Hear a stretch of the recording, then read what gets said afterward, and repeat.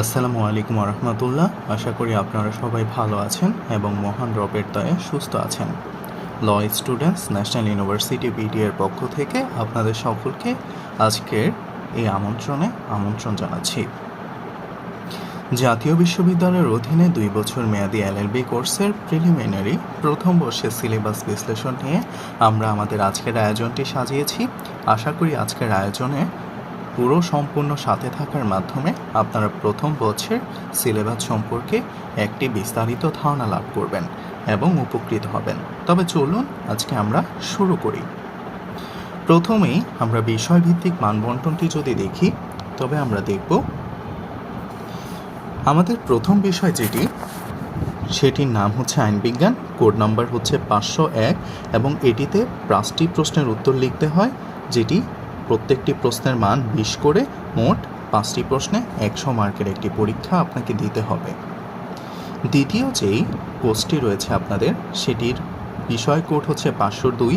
সেখানে 2টি আইন রয়েছে, একটা হচ্ছে চুক্তি আইন, দ্বিতীয়টি হচ্ছে ট্রট আইন। চুক্তি আইন থেকে আপনাদের 3টি প্রশ্নের উত্তর লিখতে হবে, 3, 20, 60, এবং ট্রট আইন থেকে 2টি প্রশ্নের উত্তর লিখতে হবে, 2, 20, 40। অর্থাৎ চুক্তি আইনে 60 নম্বর এবং ট্রট আইনে 40 নম্বর করে। মোট দুটি আইন মিলিয়ে 100 নম্বরের একটি পরীক্ষা আপনাদেরকে দিতে হবে। তৃতীয় যেই বিষয়টি আছে সেটি হচ্ছে মুসলিম আইন। আপনাদের মুসলিম আইনের ক্ষেত্রে 5টি প্রশ্নের উত্তর দিতে হবে এবং 5টি প্রশ্নের 5-20-এ 100 নম্বরের একটি পরীক্ষা আপনাদের জন্য অপেক্ষা করছে। মুসলিম আইনের বিষয় কোড হচ্ছে 503। চতুর্থ যেই বিষয়টি রয়েছে, সেখানে 4টি আইনের সমন্বিত একটি আইন। প্রথমত হচ্ছে ইকুইটি, দ্বিতীয়ত হচ্ছে জিম্মা আইন বা ট্রাস্ট অ্যাক্ট, তৃতীয়ত হচ্ছে সুনির্দিষ্ট প্রতিকার আইন এবং সর্বশেষ হচ্ছে হিন্দু আইন। এখন ইকুইটি থেকে একটি প্রশ্নের মান 20, জিম্মা আইন বা ট্রাস্ট ল থেকে একটি প্রশ্নের আইন 20, সুনির্দিষ্ট প্রতিকার আইন এসআর অ্যাক্ট থেকে একটি প্রশ্ন 20 এবং হিন্দু আইন থেকে 2টি প্রশ্ন 40। সর্বমোট 100 নম্বরের একটি পরীক্ষা আপনাদেরকে দিতে হবে। পঞ্চম পত্র যেটির কোড নাম্বার হচ্ছে 505, সাংবিধানিক আইন। এই সংবিধানে 3টি দেশের সংবিধান সম্পর্কে আপনাকে জানতে হবে: বাংলাদেশ সংবিধান, ব্রিটেনের সংবিধান এবং যুক্তরাষ্ট্রের সংবিধান।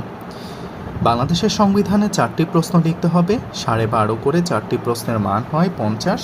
ব্রিটেনের সংবিধান থেকে 2টি প্রশ্ন লিখতে হবে, 12.5 করে 25, এবং আমেরিকার সংবিধান থেকে 2টি প্রশ্ন লিখতে হবে, যেটির মান 12.5 করে 25।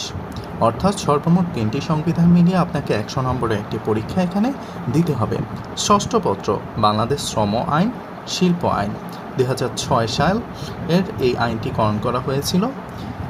506 নম্বর কোড বিশিষ্ট এই আইনের উপর আপনারা 5টি প্রশ্নের উত্তর লিখতে হবে পরীক্ষায়, যা সর্বমোট 20 করে। প্রত্যেকটি প্রশ্নের মান দাঁড়ায় 100 মার্ক। এবং সর্বশেষ 7ম পত্র যেটি রয়েছে, সেটি হচ্ছে রাজস্ব আইন।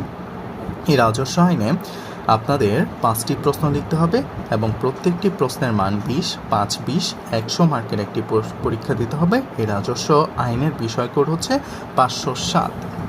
এবার আসি আমরা একটু বিস্তারিত যদি দেখি, তাহলে প্রথম যে পত্র সেটি হচ্ছে আইন বিজ্ঞান, বিষয় কোড হচ্ছে 501। সর্বমোট 8টি প্রশ্ন থাকবে, এর মধ্য থেকে 5টি প্রশ্নের উত্তর আপনারা দিবেন। 5 × 20 = 100 মার্কের একটি পরীক্ষা আপনাদেরকে দিতে হবে। এখন আসি যে এর মাঝে কি আছে।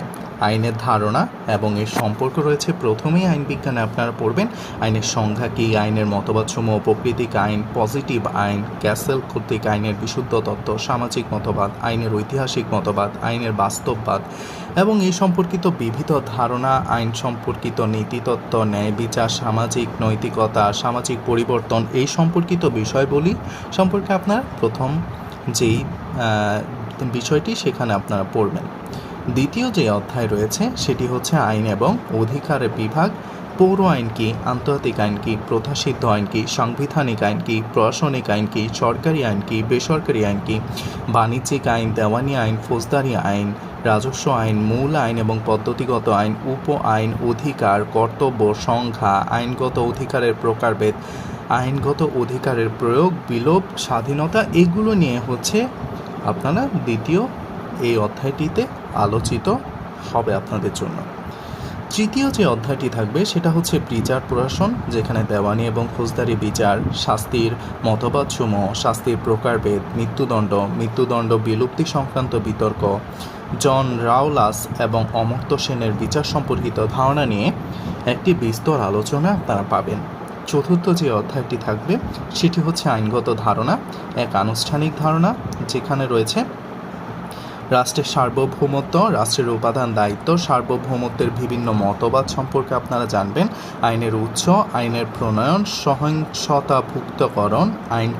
সহিংসতাভুক্তকরণের সম্পর্ক এবং প্রকারভেদ সম্পর্কে জানবেন, আইন প্রণয়ন, প্রথা, বিধিবদ্ধ আইনের ব্যাখ্যা, প্রথার সংজ্ঞা, প্রথার প্রকারভেদ, এক কথা আপনারা প্রথার বিভিন্ন দিক সম্পর্কে জানবেন, নজির সম্পর্কে জানবেন, কর্তৃপক্ষ রেশিও, মানে আইনের যেই প্রাথমিক শব্দগুলো আছে সেই শব্দগুলো সম্পর্কে আপনারা এই অধ্যায়ে মোটামুটিভাবে একটা ধারণা লাভ করবেন।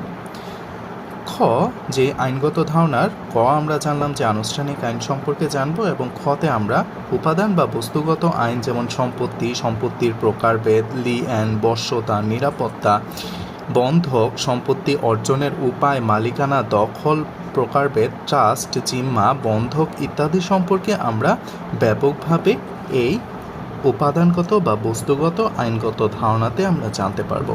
অর্থাৎ এই ধারণার আলোকে আমরা আইন বিজ্ঞানের যেই প্রথম পত্র রয়েছে সেই প্রথম পত্র 501 কোর্সটিতে এই সকল বিষয় সম্পর্কে আমরা বিস্তারিত একটি ধারণা লাভ করব। এবার আমরা যদি দ্বিতীয় কোর্সটির দিকে আমরা তাকাই, সেখানে হচ্ছে চুক্তি আইন এবং ট্রট আইন। এখানে ক বিভাগ থেকে 3টি প্রশ্ন, অর্থাৎ হচ্ছে চুক্তি আইন থেকে 3টি এবং খ বিভাগ থেকে 2টি প্রশ্ন, মানে হচ্ছে ট্রট আইন থেকে 2টি প্রশ্ন, মোট 5টি প্রশ্ন উত্তর দিতে হবে। 5-20 100 নম্বরের একটি পরীক্ষা আপনাদের জন্য অপেক্ষমান থাকবে যদি আপনারা আইনের ছাত্র হয়ে থাকেন। এখানে চুক্তি আইনের সিলেবাস যদি আমরা দেখি, তাহলে চুক্তির সংজ্ঞা কি আমরা জানতে পারবো, প্রস্তাব সম্পর্কে আমরা জানতে পারবো, স্বীকৃতি সম্পর্কে আমরা জানতে পারবো, প্রতিদান সম্পর্কে আমরা জানতে পারবো, চুক্তির যোগ্যতা কি, চুক্তি সম্পাদনের যে যোগ্যতা থাকে এইটা জানতে পারবো, স্বাধীন সম্মতি অর্থাৎ সম্মতিটা যখন স্বাধীন হবে তখন সেই সম্মতিটা কীরূপ হবে, প্রতারণা, মিথ্যা, বর্ণনা, ভুল ইত্যাদি, এবং স্বাধীন সম্মতির সংখ্যা টংখ্যা এগুলো আমরা জানতে পারবো, এবং চুক্তি সম্পাদনের অব্যাহতি, চুক্তি সম্পাদন এবং অব্যাহতির নীতিসমূহ, চুক্তি অব্যাহতির প্রকারভেদ সম্পর্কে আমরা জানতে পারবো। 8 নম্বরে আমরা চুক্তিভঙ্গের প্রতিকার, চুক্তিভঙ্গের প্রকারভেদ, ভঙ্গের প্রতিকার, প্রকারভেদ, ধরন ইত্যাদি নিয়ে এখানে আলোচনা করা হবে। জিম্মা চুক্তি সম্পর্কে আলোচনা আমরা চুক্তি আইনের একটি বিষয়বস্তু, জিম্মা চুক্তির সংখ্যা, জিম্মা চুক্তির উপাদান, বৈশিষ্ট্য, জিম্মা এবং জিম্মা গ্রহীতা অধিকার, কর্তব্য, হারানো দ্রব্যের দখল উদ্ধার ইত্যাদি সম্পর্কে এই চুক্তি আইনে আমরা জানব। এবং সর্বশেষ যে অধ্যায়টি চুক্তি আইনে আমরা জানব সেটা হচ্ছে প্রতিনিধিত্বের সংজ্ঞা, প্রকারভেদ, প্রতিনিধিত্ব কীভাবে সৃষ্টি হয়, অধিকার, দায়িত্বের নীতিসমূহ ইত্যাদি আমরা এখানে জানব।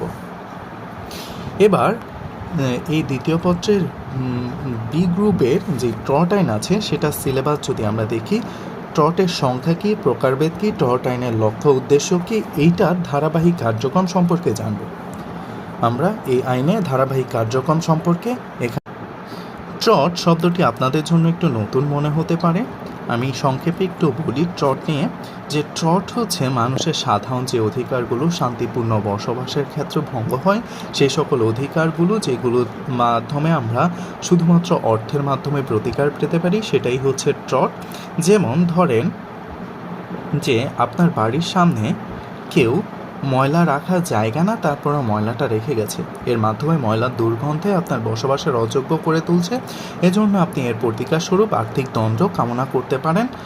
দ্বিতীয়ত ধরেন যে আপনি আপনার অনুমতি ব্যতীত কেউ আপনার আঙিনায় প্রবেশ করে আপনার কোনো ক্ষতি করলো, এটা শারীরিক বা আর্থিক ক্ষতি নয়, ধরেন যে ব্যক্তিগত ক্ষতি করলো, যেমন জোরে চিৎকার চেঁচামেচি করা ইত্যাদি, এর মাধ্যমে আপনার শান্তি বিনষ্ট হলো, এজন্য আপনি এর প্রতিকার স্বরূপ এই আইনে মামলা করতে পারেন। সুতরাং এটি এমন যে আইনে আপনি এগুলোর প্রতিকার পাবেন সেটাই হচ্ছে কিন্তু ট্রট। এখন ট্রটের প্রাথমিক ধারণা, অভিপ্রায়, উদ্দেশ্য, দোষী মন, দোষী কর্মকাণ্ড, আচরণ, বৈধ অধিকার, লঙ্ঘন, বিধি ইত্যাদি সম্পর্কে আপনাদের প্রাথমিক আলোচনায় আলোচনাকরণ করা হবে। সঠতার নীতি বা দায় দায়িত্ব সম্পর্কে আলোচনা, অন্যের দ্রব্য ভূমির উপর অনাধিকার প্রবেশ সম্পর্কে আলোচনা, সুনির্দিষ্ট ট্রট সম্পর্কে আলোচনাকরণ করা, অবহেলা কি, অবহেলার উপাদান, মানহানি, ভীতি প্রদর্শন, প্রতারণা, অন্যায়, আটক রাখা, ষড়যন্ত্র, ক্ষতিকারক মিথ্যা প্রচার, বিদ্বেষপূর্ণ মামলা, এগুলো হচ্ছে এই সুনির্দিষ্ট ট্রটের আওতায় অন্তর্ভুক্ত থাকবে। এবং 6 নম্বরে অধ্যায়ে আমরা জানব অন্যায়, বশ্যতা, অস্থাবর সম্পত্তি, দ্রব্য, ব্যক্তির প্রতি অন্যায় এবং এদের রূপান্তর সম্পর্কে আলোচনা থাকবে। দায়মুক্তি এবং খালাস সম্পর্কে ট্রটে আলোচনা করা হবে। এবার আসি আমরা মুসলিম আইন। মুসলিম আইন একটি গুরুত্বপূর্ণ আইন বাংলাদেশের প্রেক্ষাপটে। এই আইনটি থেকে 8টি প্রশ্ন থাকবে এবং ফারায়েজ বা উত্তরাধিকার যেটি আছে সেখানে একটি অঙ্ক থাকবে। সেই অঙ্কটি সহ আপনাকে যে কোনো 5টি প্রশ্নের উত্তর দিতে হবে। 5-20-100 নম্বর। এখানে মুসলিম আইন বিজ্ঞানের ধারণা সম্পর্কে আমরা জানব, শরীয়ত সম্পর্কে আমরা জানব, মুসলিম আইনের উৎস, মুসলিম আইনের মতবাদ এবং উন্নয়নের কারণ সম্পর্কে জানব, ব্রিটিশ শাসিত ভারতে উপমহাদেশে মুসলিম আইনের সূচনা এবং প্রয়োগ, সংবিধিবদ্ধ সংস্কার সম্পর্কে জানব, বিবাহ সংক্রান্ত আইন, যৌতুক, তালাক, অভিভাবকত্ব, ভরণ পোষণ, বৈধ এবং পিতৃত্ব, মেনটেন্যান্স, দান বা উইল, মৃত্যু, ব্যাধি, একজন মুসলিম ব্যতীত অন্য মুসলিমের ব্যক্তির পরিসম্পদ প্রশাসন, হানাফি এবং শিয়া মতবাদ অনুসারে উত্তরাধিকার বন্টন সম্পর্কে আমরা মুসলিম আইনের জানব। এরপর যদি আমরা যাই চতুর্থ যে বিষয়টি আছে আমাদের, সেখানে হচ্ছে ইকুইটি, ট্রাস্ট এবং সুনির্দিষ্ট প্রতিকার আইন এবং হিন্দু আইন। ইকুইটি ট্রাস্ট থেকে আপনাদের ইকুইটি থেকে আপনাদের 2টি প্রশ্ন থাকবে এবং একটি প্রশ্নের উত্তর দিতে হবে যেটির মান হচ্ছে 20। ইকুইটির সিলেবাসটা যদি আমরা দেখি সেটা হচ্ছে সাধারণ আইন কি, ন্যায়পরতার সংজ্ঞা কি, উৎপত্তি এবং এর উন্নয়ন, ন্যায়পর আদালত, গঠন ক্ষমতা এবং এই আদালতের কার্যাবলী, বাংলাদেশে ইকুইটি আইনের প্রয়োগ কিভাবে হবে, আইন এবং ন্যায়পরতার সম্পর্ক কি, ইকুইটির নীতিসমূহ, ন্যায়পরতার প্রতিকার, সুনির্দিষ্ট কার্য সম্পাদন, নিষেধাজ্ঞা এবং রিসিভার বা তত্ত্বাবধায়ক নিয়োগ কিভাবে হবে, এগুলো সম্পর্কে আপনাদের এই সিলেবাসের অন্তর্ভুক্ত থাকবে। বি গ্রুপে যদি আমরা দেখি তাহলে হচ্ছে ট্রাস্ট আইন, ট্রাস্ট ল বা ট্রাস্ট অ্যাক্ট যেটি, সেখানে হচ্ছে 2টি প্রশ্ন থাকবে, একটির উত্তর দিতে হবে, এটির মান আপনাদের 20 মার্ক। ট্রাস্টের প্রকৃতি এবং সংজ্ঞা কী, উৎপত্তি এবং উন্নয়ন কিভাবে হয়েছে, ট্রাস্টের শ্রেণী বিভাগ, ট্রাস্ট সৃষ্টি, ট্রাস্টের নিয়োগ, অধিকার, ক্ষমতা, কার্যক্রম, কর্তব্য, দায় দায়িত্ব, অক্ষমতা, বিশ্বাসভঙ্গের প্রতিকার কি, এগুলো নিয়ে আলোচনা করা হবে। এছাড়াও লাভভোগের অধিকার, দায় দায়িত্ব নিয়ে আলোচনা করা হবে। ট্রাস্ট এবং ট্রাস্টের সম্পত্তির তত্ত্বাবধায়ক নিয়োগ নিয়ে আলোচনাকরণ করা হবে।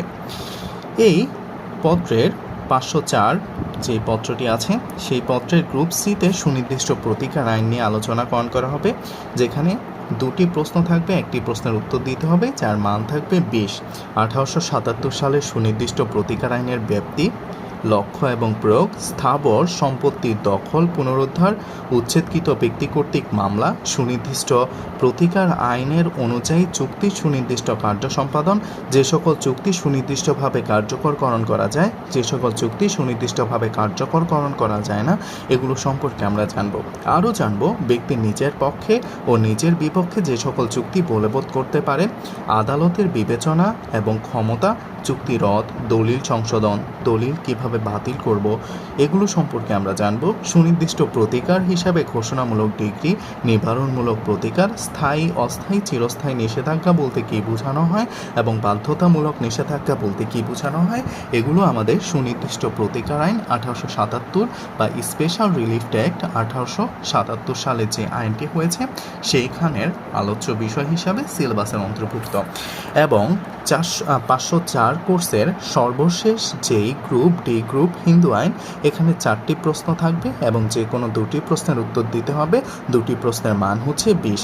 এই আইনটি মূলত হিন্দু ধর্মাবলম্বীদের জন্য নির্দিষ্ট, মানে প্রত্যেকেরই পড়তে হবে। তারপরেও আমি বলে রাখি যে হিন্দু ধর্মের যারা অনুসারী তাদের জন্য নির্দিষ্ট একটি আইন, অর্থাৎ হিন্দু আইনের প্রকৃতি এবং প্রয়োগ, হিন্দু আইনের উৎস, হিন্দু আইনের মতবাদ, মিতাক্ষরা এবং দায়ভাগ মতবাদ, উত্তরাধিকারী আইন, বিবাহ আইন, পুত্রত্ব ও দত্তক, উইল বন্টন, ঋণ, যৌথ পরিবারের কর্তার মর্যাদা, যৌথ পরিবারের অধিকার, বাধ্যবাধকতাকরণ, ভরণ পোষণ, স্ত্রীধন, মহিলাদের সম্পত্তি, ধর্মীয় এবং ধাতব্য সম্পত্তি, বাংলাদেশের হিন্দু আইনের সংস্কারের প্রয়োজনীয়তা ইত্যাদি নিয়ে আমরা জানব। আমাদের যেই পঞ্চম পত্র আছে, বিষয় কোড 505, বাংলাদেশের সংবিধান, ব্রিটেনের সংবিধান এবং যুক্তরাষ্ট্রের সংবিধান। পঞ্চম পত্রের এই গ্রুপে আমরা বাংলাদেশের সংবিধান সম্পর্কে জানব। এখানে 6টি প্রশ্ন থাকবে, যে কোনো 4টি প্রশ্নের উত্তর করতে হবে এবং 50 মার্ক।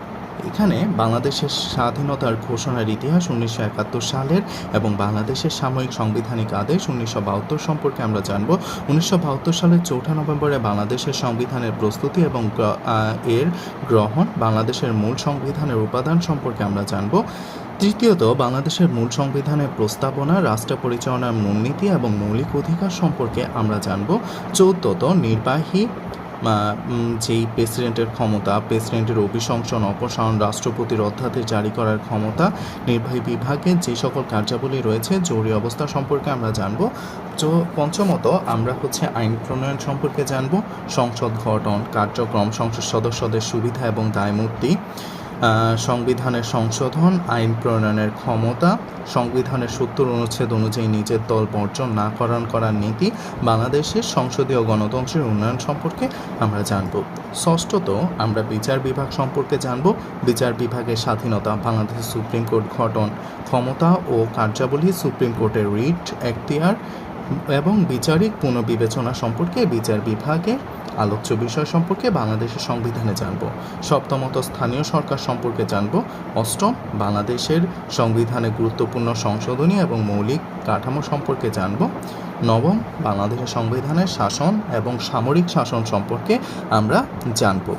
ব্রিটেনের সংবিধান ক্ষেত্রে 4টি প্রশ্ন থাকবে, আমাদেরকে যে কোনো 2টি প্রশ্নের উত্তর দিতে হবে এবং এই 2টি প্রশ্নের ক্ষেত্রে 12.5 করে 25 নম্বরের একটি থাকবে। ব্রিটেনের সংবিধানের উৎস এবং বৈশিষ্ট্য সম্পর্কে আলোচনা থাকবে, সংবিধানের প্রথা সম্পর্কে আলোচনা থাকবে, সাংবিধানিক সার্বভৌমত্ব সম্পর্কে আলোচনা থাকবে, রাজতন্ত্র এবং রাজকীয় সার্বভৌমত্ব সম্পর্কে আলোচনা থাকবে, প্রধানমন্ত্রী, মন্ত্রিপরিষদের দায় দায়িত্ব, ব্যক্তিগত দায় এবং সম্মিলিত দায় সম্পর্কে আলোচনা থাকবে, বিচার বিভাগ এবং সংসদীয় সার্বভৌমত্ব সম্পর্কে আলোচনা থাকবে, আইনের শাসন সম্পর্কে আলোচিত হবে, সংসদীয় সার্বভৌমত্ব এবং ইউরোপীয় ইউনিয়নের আইন সম্পর্কে এই ব্রিটেনের সংবিধানের সিলেবাসভুক্ত আলোচ্য বিষয় হিসাবে বিবেচিত হবে। 505-এর সি গ্রুপে আমরা মার্কিন যুক্তরাষ্ট্রের সংবিধান সম্পর্কে জানব। সিলেবাসে দেওয়া আছে যে 4টি প্রশ্ন থাকবে এবং 2টি প্রশ্নের উত্তর দিতে হবে, যেখানে 2টি প্রশ্নের 12.5 করে 25 নম্বর। সিলেবাসটি মার্কিন যুক্তরাষ্ট্রের সংবিধানের ঐতিহাসিক উন্নয়ন এবং এর মূল বৈশিষ্ট্যসমূহ, ক্ষমতা পৃথকীকরণ, যুক্তরাষ্ট্রের রাষ্ট্রপতির ক্ষমতা কতটুকু থাকবে, কংগ্রেস এবং ফেডারেল বিচার ব্যবস্থা বা বিচার বিভাগ, রাষ্ট্রপতির ক্ষমতা, কার্যক্রম, অভিশংসন, কংগ্রেস, ডাউন ক্ষমতা এবং কার্যক্রম। পঞ্চম যে বিষয়টি নিয়ে আলোচিত হবে সেটি যুক্তরাষ্ট্রের সুপ্রিম কোর্ট এবং বিচার বিভাগের পুনর্বিবেচনা নিয়ে আলোচিত হবে। বাংলাদেশের সংবিধানের ষষ্ঠ ভাগ ষষ্ঠ পত্র বাংলাদেশের সংবিধান না, আমাদের এই কোর্সের ষষ্ঠ পত্রটি বাংলাদেশের শ্রম আইন, যার বিষয় কোড 506। এতে 8টি প্রশ্ন থাকবে, যে কোনো 5টি প্রশ্ন আপনারা উত্তর করবেন এবং 5-20 100 নম্বরের একটি পরীক্ষা আপনাদের দিতে হবে। সিলেবাসের মধ্যে শ্রম আইন 2006 সূচনা কিভাবে হয়েছে, কর্মী নিয়োগের শর্তাবলী কী থাকবে, শ্রমিকের শ্রেণী বিভাগ, শিক্ষানবিশকাল, নিয়োগপত্র এবং পরিচয়পত্র, চাকরির বই, কর্মনিবন্ধন বই, কর্ম অবরোধ, প্রতিষ্ঠান বন্ধকরণ করার কাজ, লে অফ কর্তৃক শ্রমিকের জরিমানা পাওয়ার অধিকার, মাস্টার রোলের অন্তর্ভুক্ত শ্রমিকের লে অফ, ছাঁটাইকরণ, ছাঁটাইকৃত শ্রমিকের পুনঃনিয়োগ, চাকরি হতে অব্যাহতি, অসদাচরণ এবং শাস্তির পদ্ধতিসমূহ, জরিমানার বিধানাবলী, নিয়োগকর্তা কর্তৃক কর্মচারীর চাকরিচ্যুতি এবং চাকরি হতে বরখাস্তকরণ, শ্রমিকের অবসর গ্রহণ, প্রভিডেন্ট ফান্ড, শ্রমিকের চূড়ান্ত বকেয়া, যোগাযোগ সনদপত্র, চিকিৎসা পরীক্ষার তলব, মাতৃকালীন সুযোগ সুবিধা কী হবে শ্রমিকের জন্য, স্বাস্থ্য এবং সাহায্য বিষয়ক বিধানাবলী, নিরাপত্তা বিষয়ক বিধানাবলী, কল্যাণ পরিমাপক, কর্মঘণ্টা, ছুটি এবং বন্ধ, মজুরি এবং পরিশোধ, মজুরি বোর্ড, দুর্ঘটনার ক্ষতিপূরণ, শ্রমিক সংঘ এবং শিল্পের সম্পর্ক নিষ্পত্তি এবং শিল্প বিরোধ নিরাপত্তা নিষ্পত্তিকরণে যে সকল বিষয়গুলো রয়েছে সেগুলো সম্পর্কে জানবো আমরা। ধর্মঘট এবং তালাবন্ধকরণ, শ্রম আইন এবং শ্রম আপিল ট্রাইব্যুনাল, কোম্পানির মুনাফা, শ্রমিকের অংশগ্রহণ, শ্রমিকদের চাকরির নিরাপত্তা এবং নিয়ন্ত্রণ, অপরাধ, শাস্তি এবং কার্যপ্রণালী নিয়ে এই শ্রম আইন আলোচনা করবে। সর্বশেষ যে অধ্যায়টি রয়েছে আমাদের সেটি হচ্ছে রাজস্ব আইন, যেটির বিষয়কোড হচ্ছে 507। সপ্তম পত্র, 8টি প্রশ্ন থাকবে, যে কোনো 5টি প্রশ্নের উত্তর দিতে হবে এবং প্রত্যেকটি প্রশ্নের মান 20 করে, 5টি প্রশ্নে 100 নম্বর। সিলেবাসের দিকে যদি আমরা আসি তাহলে রাজস্ব আইনের সিলেবাসে বলা হয়েছে যে করের সংজ্ঞা, বৈশিষ্ট্য, কর আরোপের লক্ষ্য, উদ্দেশ্য, শ্রেণীবিভাগ, বাংলাদেশের করের গঠন ইত্যাদি সম্পর্কে প্রথম অধ্যায়ে আলোচিত হবে। দ্বিতীয় অধ্যায়ে বাংলাদেশের আয়কর আইনের ইতিহাস, আয়করের সংজ্ঞা, বাংলাদেশের অর্থনৈতিক উন্নয়নে আয়করের গুরুত্ব কী এই সম্পর্কে আলোচনা থাকবে। তৃতীয়ত আয়ের সংখ্যা, আয়বর্ষের গুরুত্ব, করদাতা শ্রেণীবিভাগ, করদাতার কর নির্ধারণ পদমর্যাদা, প্রাসঙ্গিক সংবিধানের সংজ্ঞা ও কর সম্পর্কিত ধারণা সম্পর্কে একটি ধারণা দেওয়া হবে।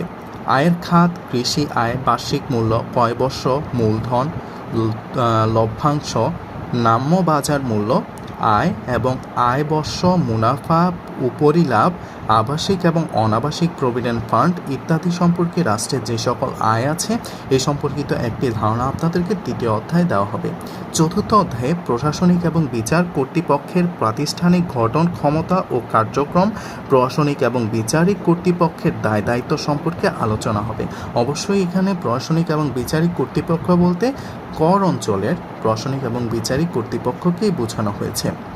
পঞ্চমত আয়ের খাত, মোট আয়ের গণনা এবং কর দায়, বেতনের আয়, বেতনের উৎপাদন, 1984 সালের আইনটি রুল অনুযায়ী ব্যাখ্যা, প্রভিডেন্ট ফান্ডের ধরন, ঋণপত্রের শ্রেণীবিভাগ, ঋণপত্রের আয় থেকে গ্রহণযোগ্য খরচ, গৃহীত খাত থেকে ধার্যকৃত এবং অধার্যকৃত আয়, গৃহীত খাতের গ্রহণযোগ্য আয়, কৃষি আয়ের শ্রেণীবিভাগ, অকৃষি আয়, ব্যবসা বা পেশা থেকে আয়, মূলধনী লাভ, মূলধনী লাভের গণনা, অন্যান্য উৎস থেকে আয় ইত্যাদি সম্পর্কে আলোচনা থাকবে।